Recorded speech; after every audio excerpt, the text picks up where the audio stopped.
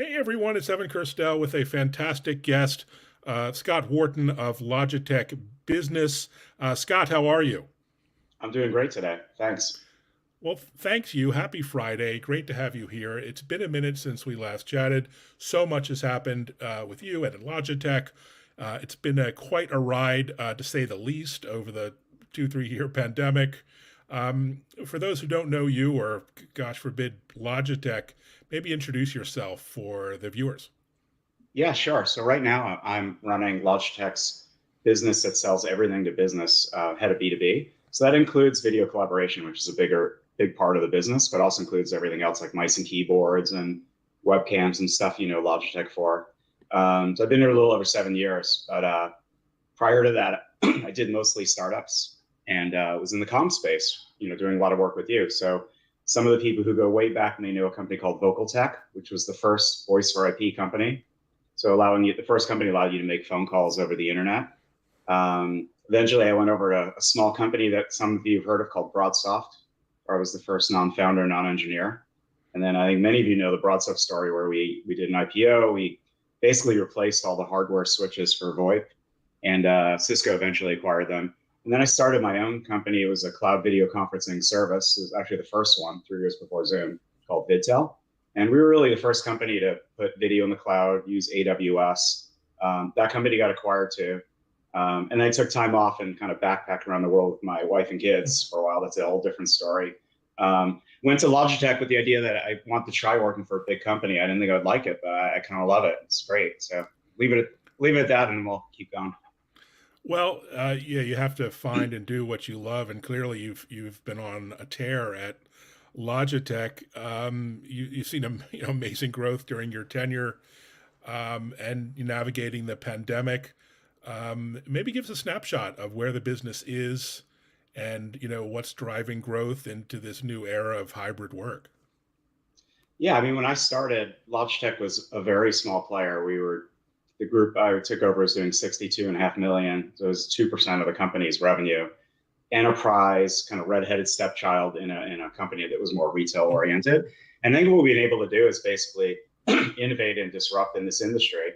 First, starting with like USB products that were great price performance, then move into appliances. Now we're basically providing whole room systems and solutions, as well as stuff like in the desk that we're known for, like webcams and headsets and so on. So we're now actually the leader in conference room systems. We have about 4 out of every 10 conference rooms worldwide now are Logitech, and we passed Cisco to be the largest in revenue recently for rooms, which is a huge change from where we were. I don't think many people might not even know that we're in video conferencing, let alone that we're the market leader. Yeah, no, it's a great, not so well kept secret, I think. And tell us about your go to market, because you obviously people see you in retail, of course, but in the enterprise it's rather different. How have that traditionally gone to market? How that's changing with partners like Zoom, Microsoft, and many others? Yeah, it's a combination of things. I think part of why we're successful is we are using many traditional enterprise routes to market. We have dedicated teams in the enterprise. So we have a pretty big direct team that kind of assists the sale. All our sales go through the channel. And I'd say it's one of Logitech's big strengths that we have a global channel and distribution network around the world, which many of the people listening know it's incredibly hard to build a multi-billion-dollar global channel. So I was really fortunate to be able to leverage that. But on top of that, we built this big kind of dedicated direct team that we're all a matter of subject matter experts in collaboration that can kind of assist and help customers, but really drive all the business through the channel. Yeah, no, we see you everywhere.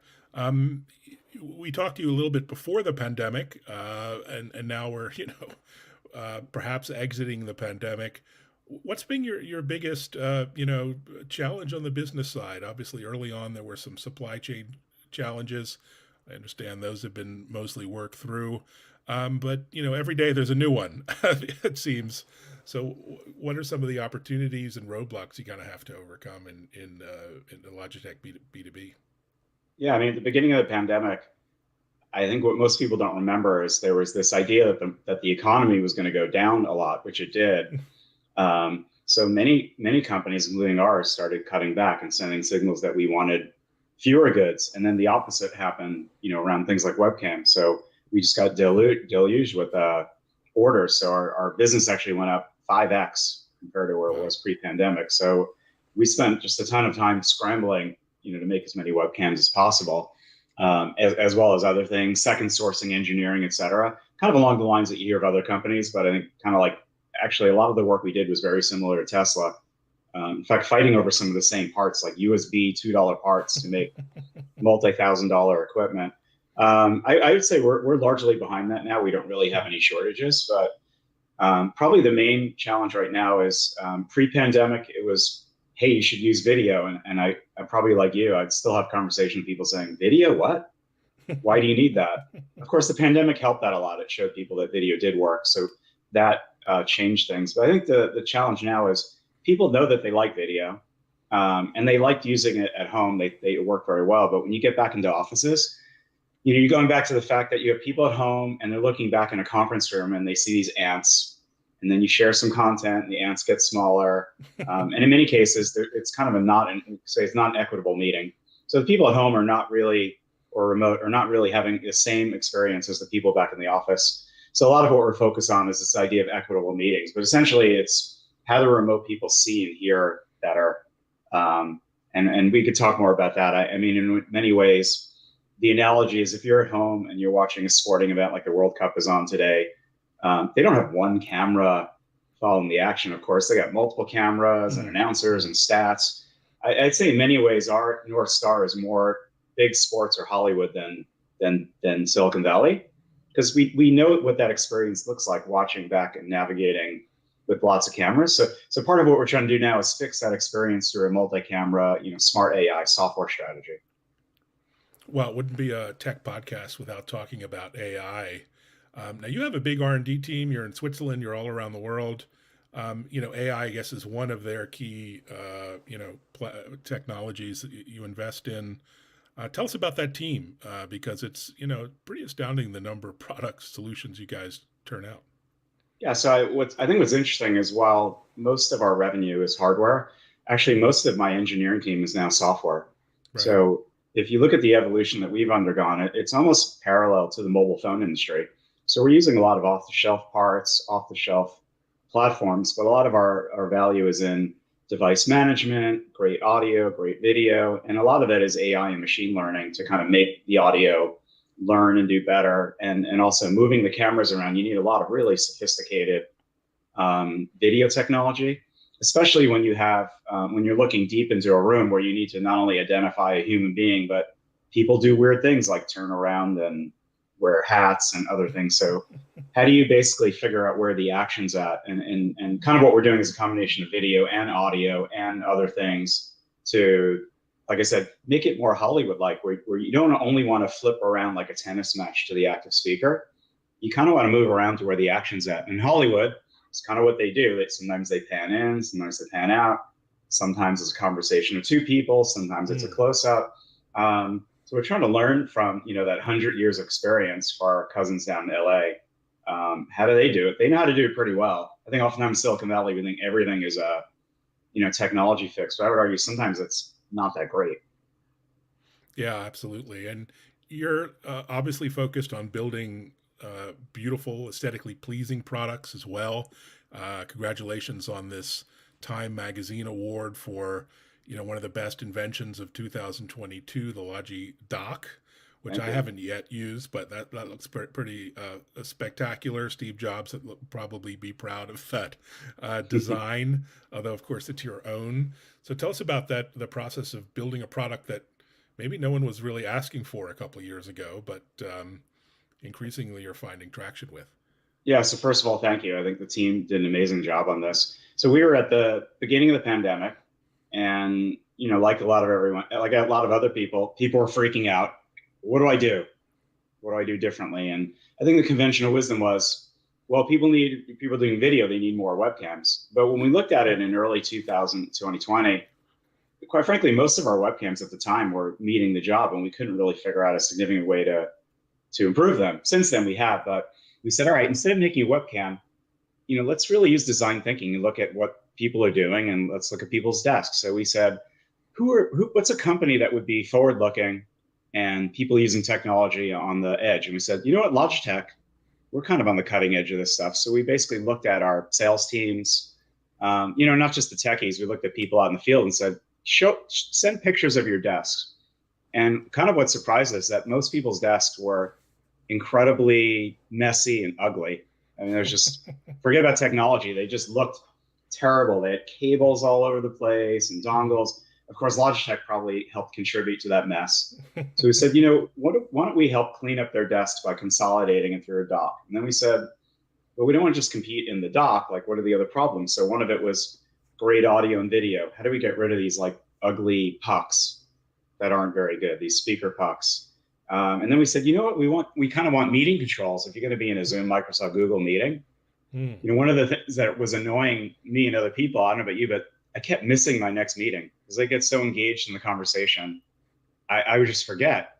So we said, all right, how about we have some ambient light that will light up, and then one button to join, kind of like the conference room to start up. So what we ended up was something that nobody ever built, but it kind of met a lot of people's needs. I would call it a collaboration dock.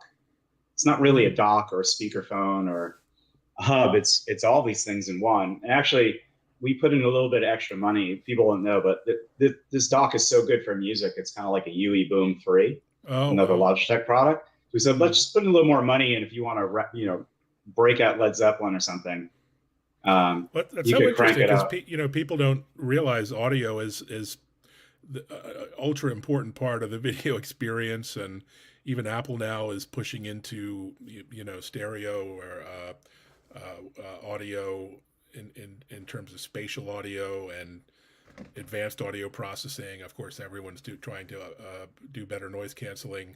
So you must spend a lot of time on audio and video technology at the core. Yeah, I mean, it's really part of the core of the R&D. When I started, the philosophy was more outsourcing a lot of that, but since then we've insourced all of it, and I think that's kind of flipped the switch where we were very strong on hardware and limited software and outsourced it. Now most of our, I think, competitive advantage is software system management, and we're still great at hardware, but a lot of the stuff we're using is off the shelf, and we're investing more in the competitive advantage and software systems and service. So yeah, I mean, I think most people don't even know too that audio is not audio. Like, optimizing for music is different than optimizing for speech and conferencing and echo cancellation. So putting in different technology, one to flip when you're doing music and one when you're having a conversation like this. So yeah, I'm very proud of this product. I love it. And it was fun to design something, like I said, that no one asked us for, no one wanted it, but now that they see it, they go, oh, I get it. I love that. Let's talk about the competitive landscape. There's been for years this notion that tablets and phones and laptops would consume peripherals or external cameras, and frankly they would disappear. That's of course not been the case, just the opposite. In fact, just looking at your business, what's going on there, and how do you position yourself in this world of increasingly integrated technologies? I have a Mac here, and finally they updated the camera. Not good enough. So, what say you about the future of our devices and video and audio technology therein? Yeah, so on the webcam side, Logitech's by far the leader in webcams. I think we're now back up to pre-pandemic, like 80% Wow. market share or so on. I think pre-pandemic we were 85, went down when we had a lot of shortages as low as 50, but we've recovered most of it. I would say, yeah, over the last 20 years, this has been a common theme where, of course, laptops are getting better and you have cameras in all phones. Whereas, 12, 13 years ago, I remember coming back from Europe, my startup, and saying, look, you can do video on a phone. And people are like, no, what do you mean? It's just for pictures, not video calling. But I think that's a constant evolution, and I expect that those will continue to get better. I'd say a couple things. One is if you're using video every day, or you're doing a podcast like this or a video call, there's still the issue of physics where an external camera is just going to be better.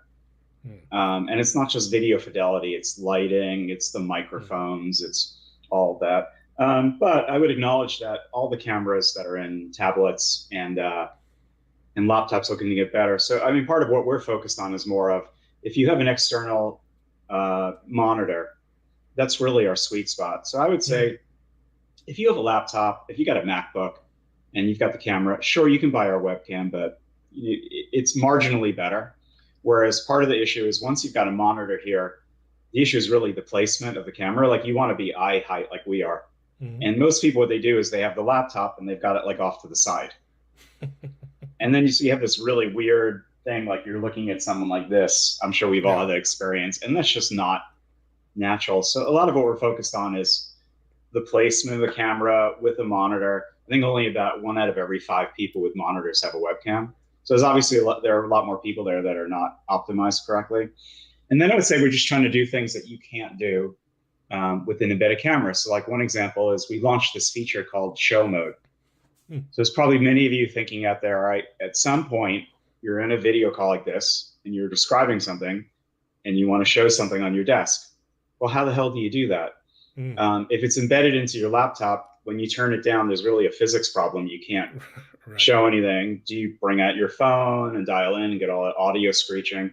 So we basically built this feature using AI where you turn the camera down, it automatically flips the image with an accelerometer and you could show your drawing or something. So think about if you're a teacher or a designer or just a creative person, being able to do that every once in a while for free built into a webcam. We're trying to figure out things that you can do with an external camera that are not easy or almost impossible to do with an embedded camera. So it'll be a race, but our webcam business is still more than double the size it was pre-pandemic. So I'm not really that worried overall as long as we continue to innovate. Absolutely. Let's talk a little bit about hybrid work. Every company I talk with has a different approach. It's almost like on one extreme, I talked to a couple of startups yesterday, 100 people completely remote, no intent ever to go back to a traditional office. On the other hand, you got some people pushing for back return to the office, almost Twitter style, firing anyone who's not willing to go back to the office. So, how does Logitech work? What have you settled on as your hybrid work approach? I would say we're somewhat in the middle to Hmm. more liberal about allowing people to do Hmm. what they want to do. I think that, I mean, first of all, we don't really believe in heavy mandates. I think Hmm. one, it's not really in concert with our values, a little heavy handed. Two, I think what many of us learned during the pandemic is it's kind of nice having that flexibility. Like, sure, I think there's some value going to the office, but there are just sometimes you have a sick kid, you have a dentist appointment, like there's stuff going on in your life. And I think before we were just a little bit too rigid Hmm. about how to do that. But now with people being anywhere, if you're flexible, people could, as long as people can do their jobs and do it effectively, I think it's a good thing. Now, having said that, I as much as I love video and I love video, it's been a 27-year, obsession for me. I also love being together with people in person and people because it is a different experience. In fact, I had my almost my whole team together in California last night. Nice. Um, and the difference is one, you're not having a meeting so much as you're building a relationship. And then the second thing is you have the serendipity of just bumping into people. So I would say if you have a meeting with 12 people and you're on video and it's an hour, it's pretty comparable now together over video. I think we'll make it better with this, multi-camera experience. But what you're missing is that, you're building that human connection. You're just talking about your family or you're bumping into somebody. So I'd say part of what we're trying to do is a combination of really hire talent anywhere. Don't require them to be in Switzerland or California. Number one. Number two is heavy use of video and technology to like really upgrade your systems to make it work better for people on both sides. But I think it's important to still get together every once in a while. But does it need to be 2 days a week? I don't know. For some Hmm. people, it's quarterly or half a year. I would say what my group is trying to do is pre-pandemic, we said, let's try 1 day a week at home.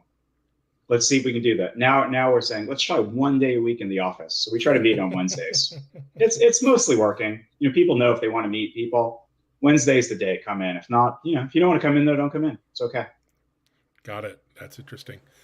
So we're looking at the new year rapidly approaching, and CES is coming up. You'll be there. What are you looking forward to for CES, and any predictions for the show? I mean, what I like about CES is that you always get a forward view about what is Mhm. interesting and hot on people's minds. So obviously there's the hype stuff, but then I just love walking around Mhm. and just seeing what's on the cutting edge. Like for example, I remember years ago there was a whole thing on sports tech.